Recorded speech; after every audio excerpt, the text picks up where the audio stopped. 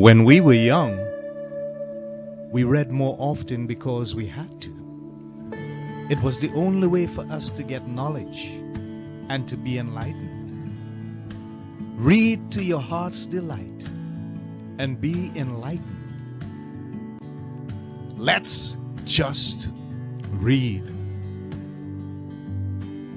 It's a podcast by Andy's Personal Development. Stay tuned for more reading and enlightenment.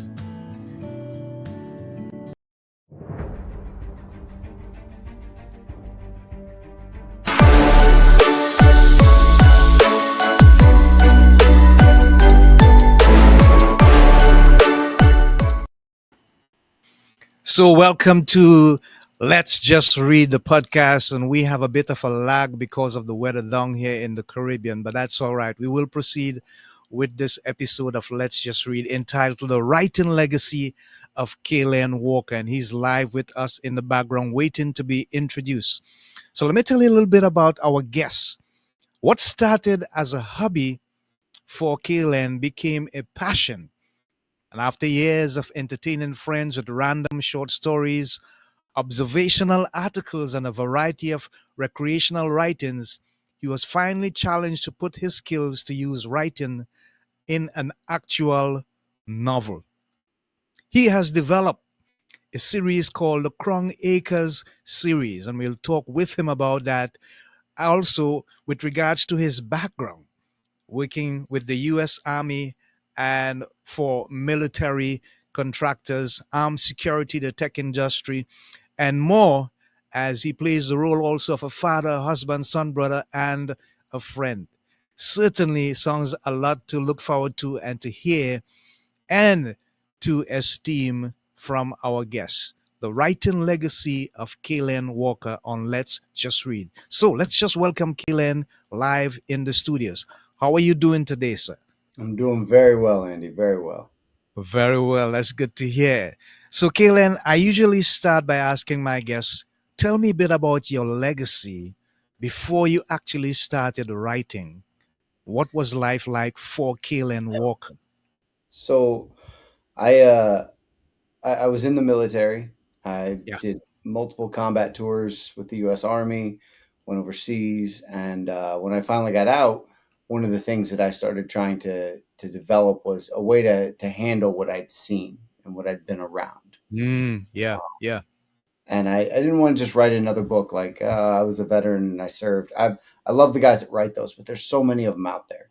And you start looking at, well, what was really special about my service that they didn't already tell that story? Um, so what I started doing was I was writing short stories and changing things. Um, Stories that actually happened, but maybe instead of somebody going left when they walk through a door and something really bad happening, I made them go right. And so that I was able to change the narrative and help process what happened.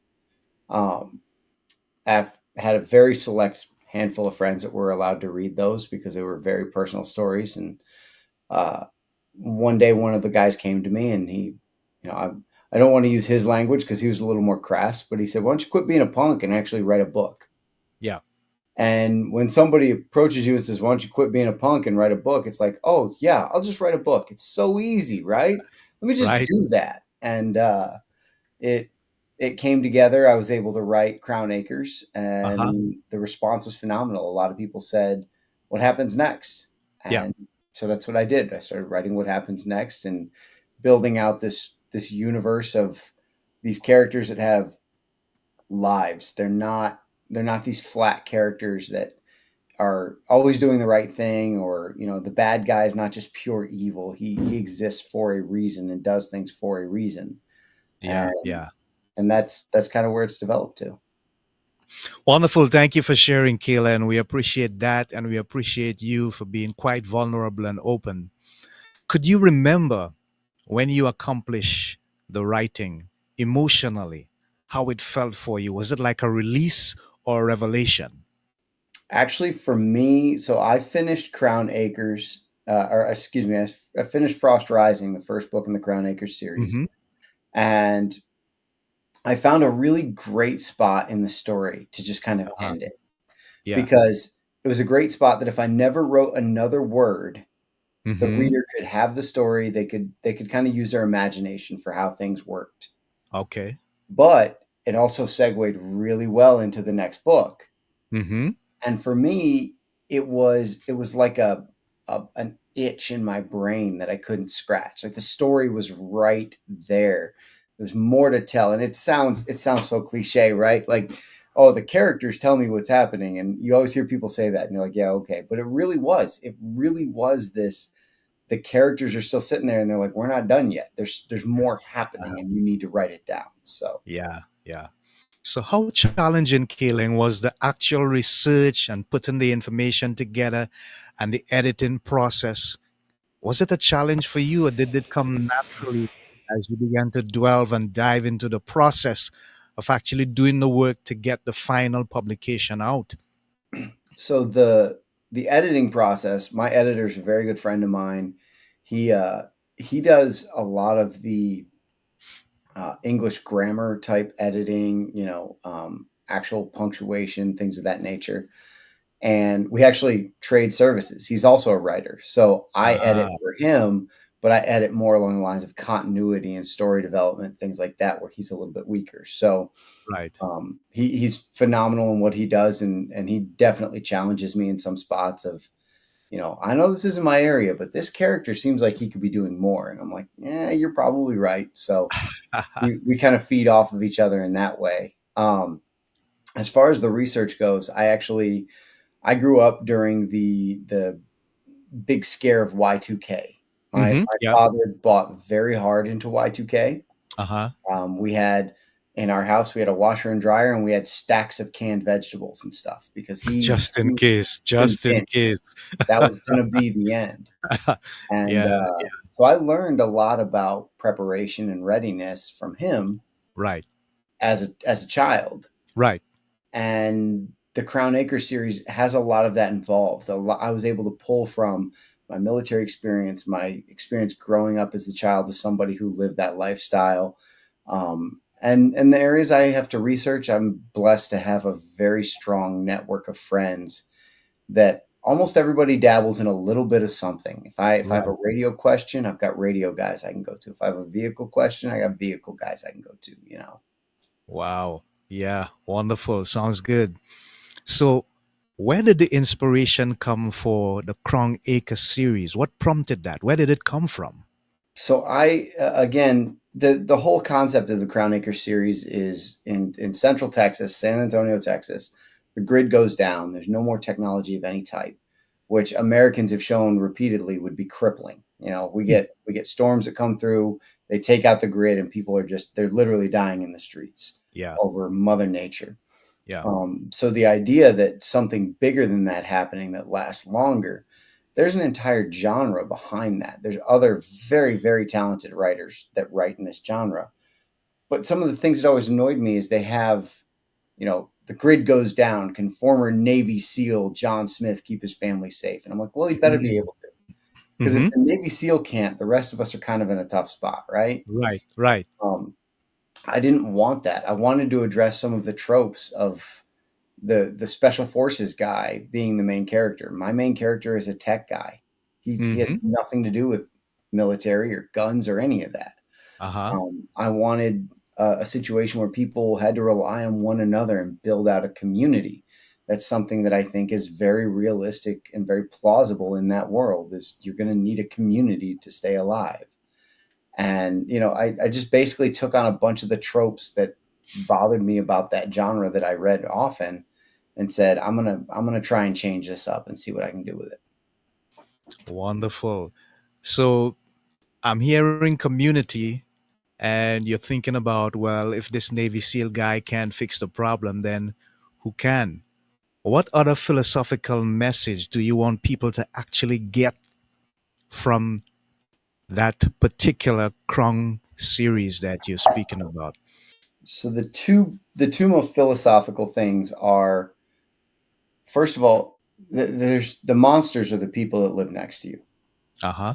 That's the truth of the matter, especially in this world where the grid's collapsed and there's no resources, there's limited food and water and Uh huh. medication.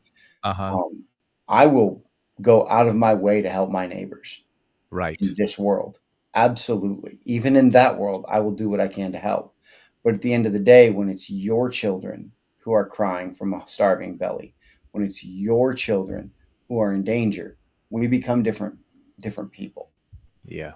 And that's the reality of the situation. Now, if you've built a community that's helping one another, you have resources, you have a support system, Yeah. hopefully you never get there. But if Right. you're trying to go on your own, you are on your own. Mm. Wow. And the second concept is just that everybody is the villain in someone else's story. Mm-hmm. And that is something that in Crown Acres I try to consistently remind the reader of. Is there's a couple of characters that my friends and some of my local fans are they constantly like, when are you going to get rid of this character? He knows I can't hate him, can't stand him. I'm like, yeah, but trust me, you don't know it yet, but he's got some stuff coming that you're going to start understanding things about him that you didn't understand before. Very few people are purely evil or purely Yeah. good. Yeah. Yeah. So we're a hero in one story and a villain in the other, and it's an important dichotomy to remember. Right. I love that. I love that concept. And I think it's really close to actual reality. And I give you kudos for captivating that aspect in the story. Have you had the opportunity, Caelen, to do some live book talks and interact with the audience and they hear the story coming from you and not just reading it? And if so, what was the response like? So I've had a couple of live readings or signings where I did talk to the audience and actually get to interact with them a little bit. I actually had one 2 weekends ago Right. where it was just a book signing. It wasn't a reading, but one of the gentlemen came walking up and he's read through the first book and he's halfway through the second one. And he starts talking to me about, well, I wonder if this would actually work this way. And he started just conversation back and forth. And I said, well, you're right.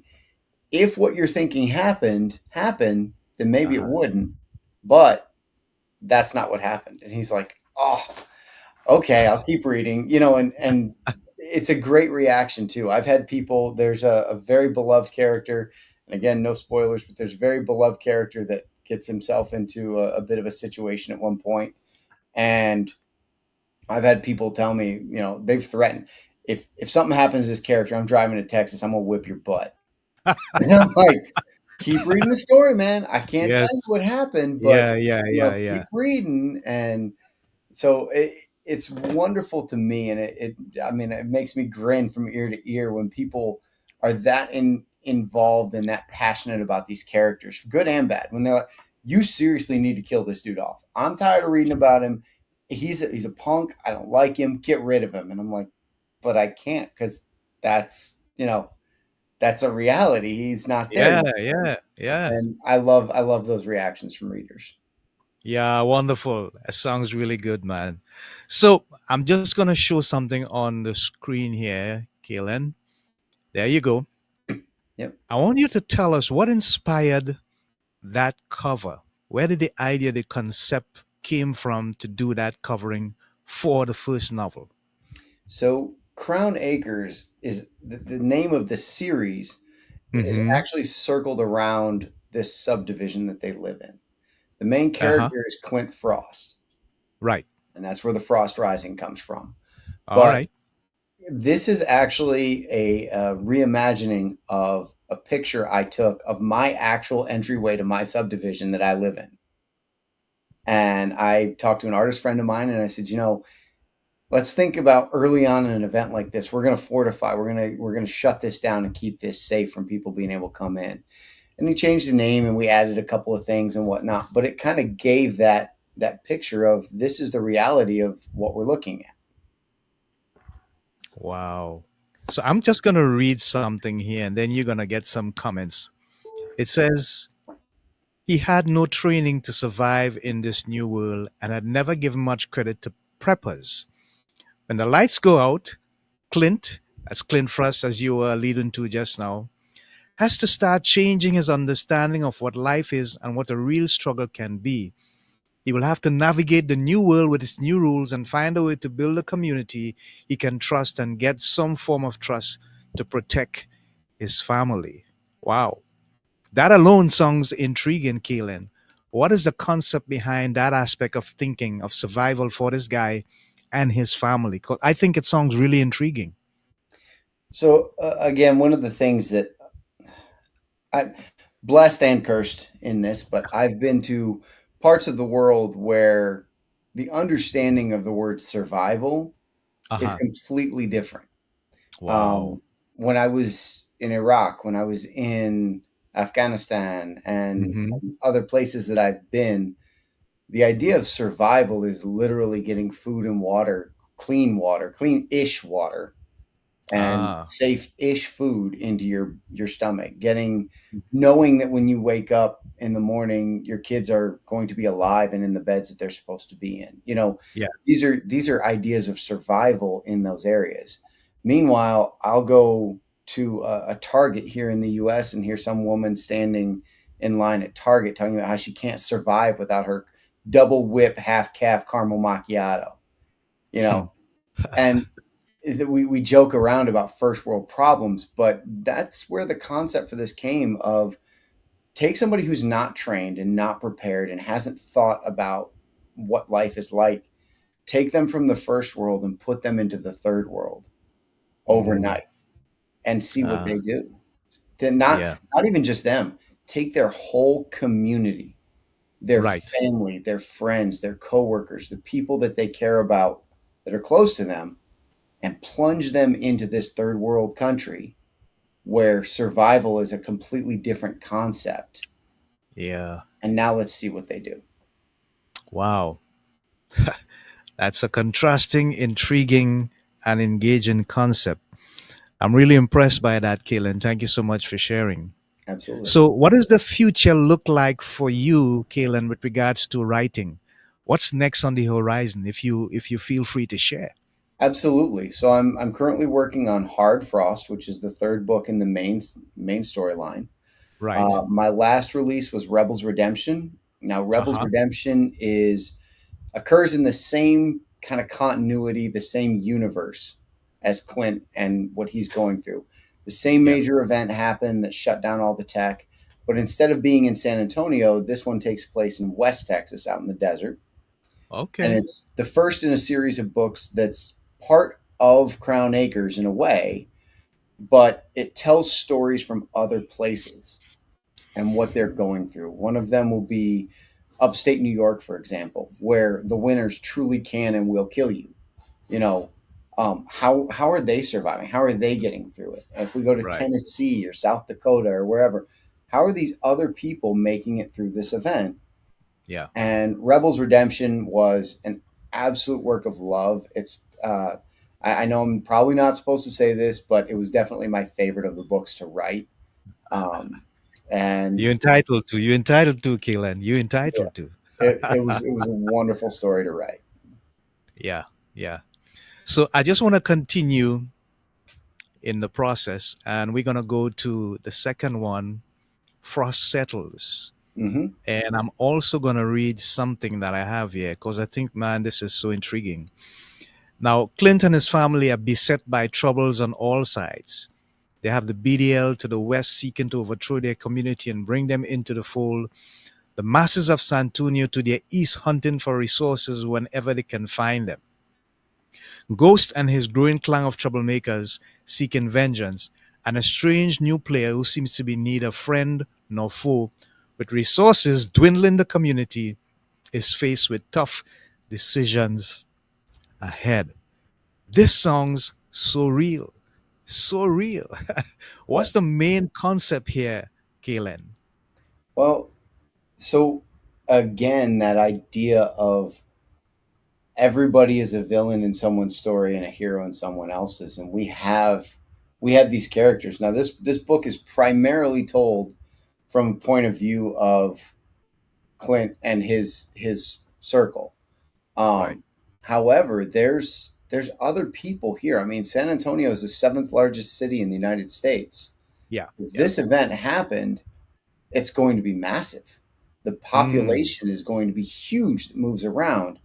And Uh-huh. that's kind of where this winds up at is, you know, To Clint and his team and his people, these people coming out of San Antonio looking for resources, these other areas that are trying to expand their influence and look for resources, Ah, they're bad guys. right, They're right. competition. They're bad guys. It's another Yeah, another herd of animals competing for the same grazing area. But right.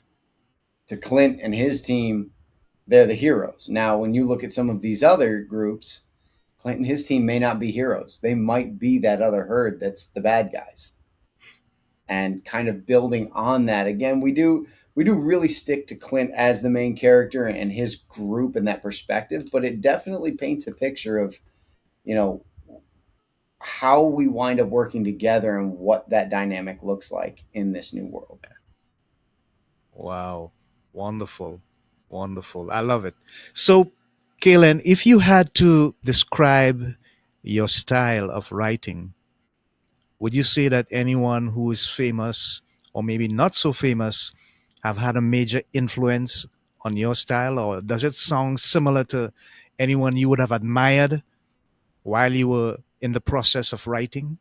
So in this genre, it's definitely Chris Weatherman, who's also known as A American. Uh I would also stack up William W. Johnstone and huh.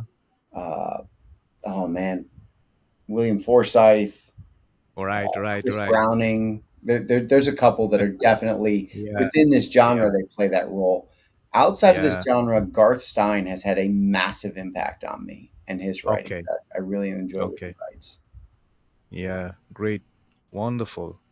So we're gonna continue the process, and I'm gonna share one more with you. Okay. Let me see if I can bring it up before I get to that point. I know it's somewhere here, and man, this is getting so intriguing, so intriguing indeed. Okay, what's the last one here? Let me see. It's Rebels Redemption, right? Yes. Ah, okay. So I'm not getting it here. Let me try this one. I know it's here somewhere. We gotta go through it. Frustrating. Ah, come on, man. Uh, Right, I just got a little disturbance there, but I think I'm supposed to get it coming up here now. If not, we're just gonna talk about it. That's fine. All right, let's just talk about it, and maybe Absolutely. I can find it some other time.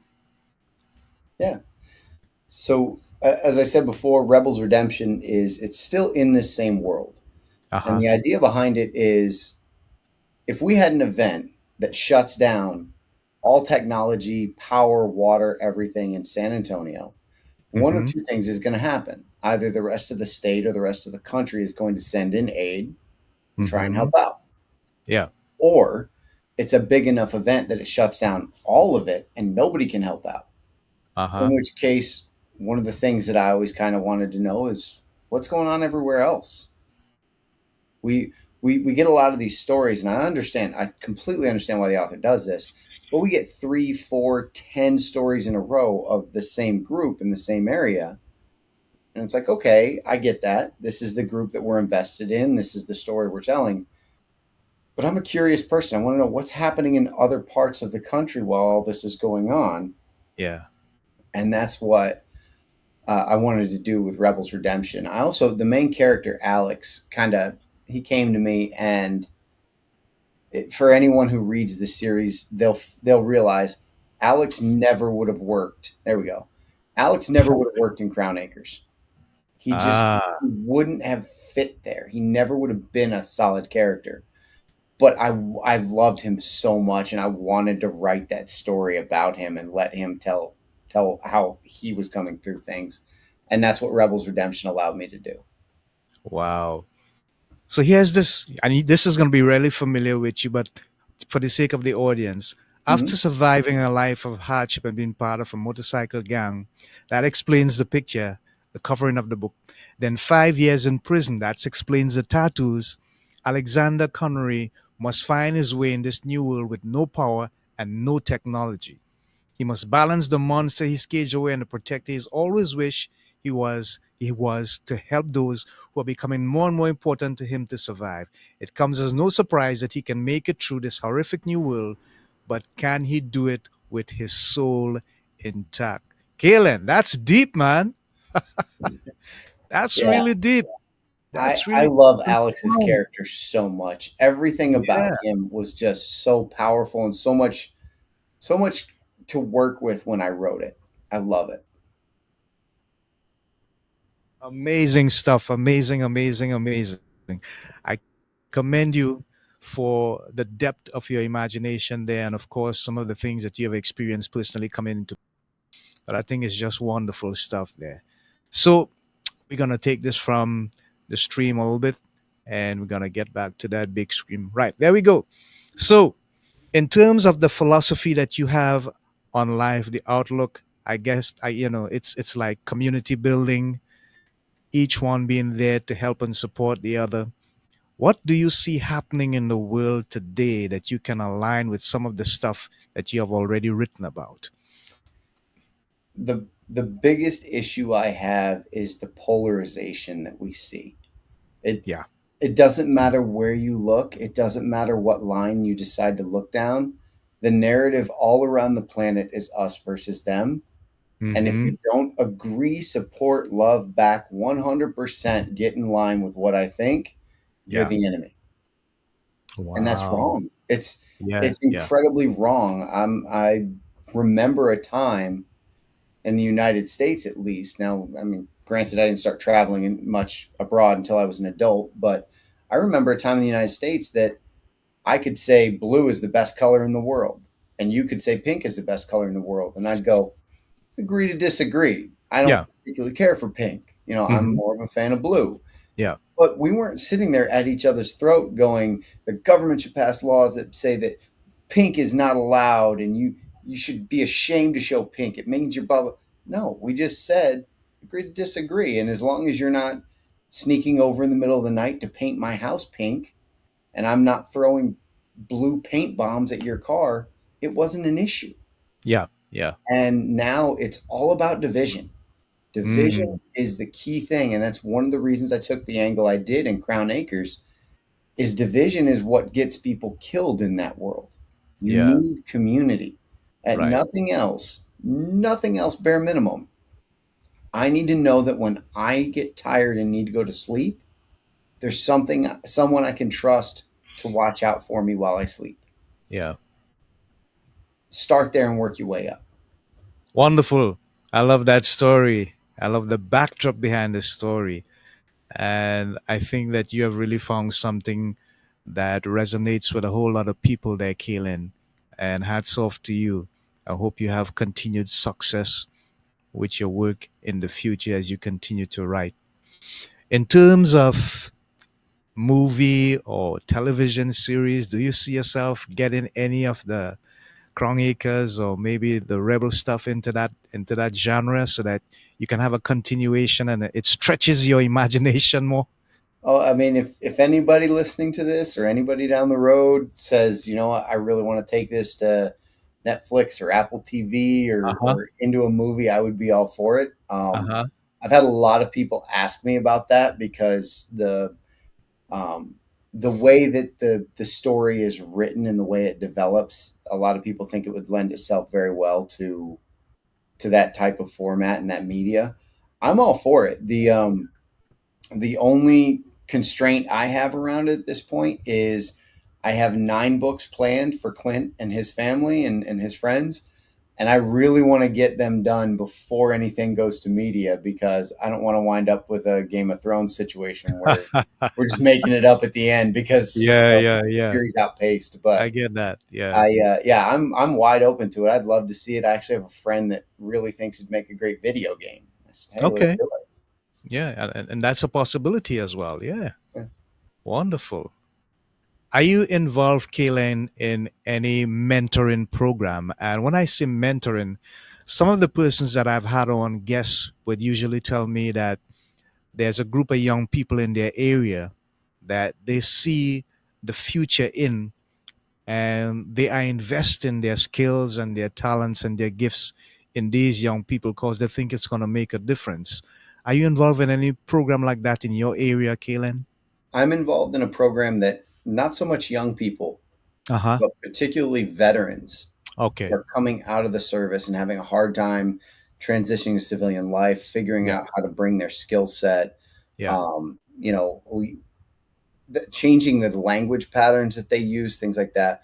And I work with them on how to do that, how to speak in a professional manner for the corporate world, how to use your big boy words instead Yeah. of Yeah. swearing every third word. Let's Right. dial that down and be professional and be approachable and um, translating basic skills. When you're in the military, you become a jack of all trades. You wind up doing a little bit of everything. I am not comfortable tearing apart a diesel engine, but I can do basic, maintenance on it. How Mm-hmm. do we translate that into a skill set that maybe gets you a job now that you're out of the Right. military? Right. So I Yeah. am involved in some groups that work on that kind of stuff and help veterans transition to this new lifestyle.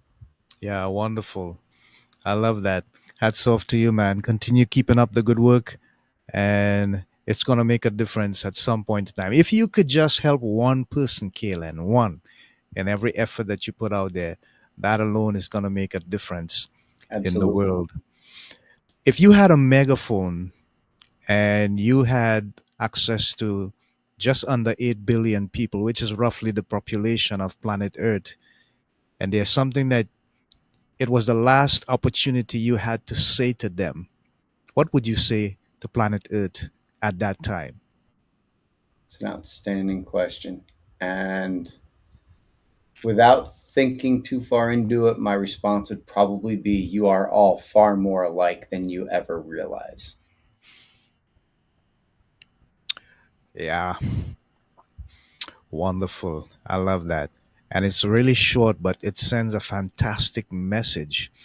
For me personally, I think that too many times we focus on the things that separate us, the things that we think are different. And eventually, over time, when we spend time with each other, we realize, wait a minute, we are not so different after all. So, why didn't we adopt that concept in the first place? I don't know. We have our challenges. It's culture, it's religion, it's race, etc. If there's one thing you think that we should not have to deal with, whether it's cancer, racism, the stuff that there's so much wars happening, people are seem to be building nuclear energy stuff so that they can create destructive bombs. Anything at all is a pet peeve for you, Kayla. And if there's one thing you think we should not have to deal with that should be removed, what would it be for you? Hunger. Ah, there you go. Why hunger? There's no reason for us to be dealing with hunger the way that we are. We deal with it. Millions and millions and millions of pounds of food a year are destroyed Ah, because they're deemed unfit when it's really just that they're not pretty. yeah, It's a yeah. corn cob that comes out bent. It's broccoli that has too much space at the top, or a pepper that doesn't look right. And we throw it in the trash, or we destroy fields because the farmers were told we need whatever 500 million tons of corn this year. And once we hit that rate, we just burn everything that's left. And this isn't just the United Wow. States. This is a lot of first world nations that Yeah, do this. yeah, And meanwhile, we have people that are even in that same country yeah. that aren't sure if they're going to be able to feed their kids the next day. There's no reason for hunger to have the impact it does on us. And that's the one that I really don't understand why we can't come up with a way to address that in a more efficient, more effective manner. Yeah, wonderful. Thank you for sharing, Kaylin, and I fully support you 110%.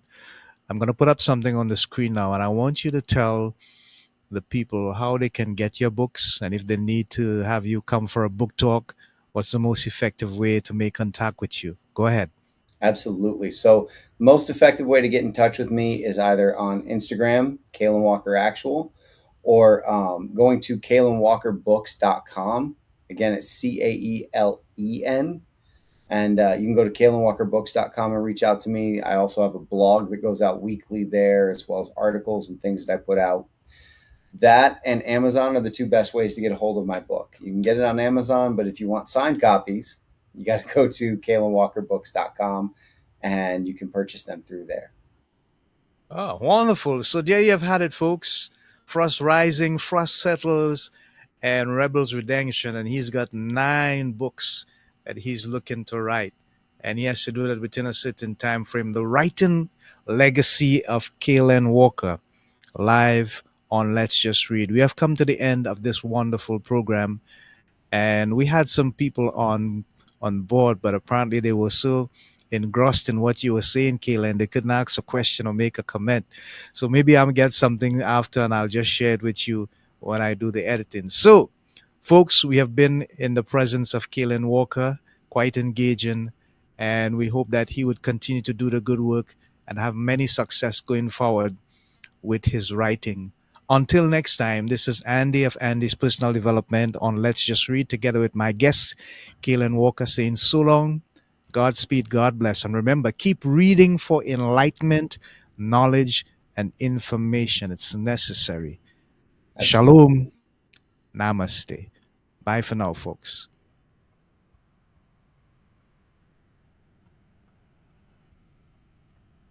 Check out Andy's Personal Development Podcast, available today on your favorite podcast platform.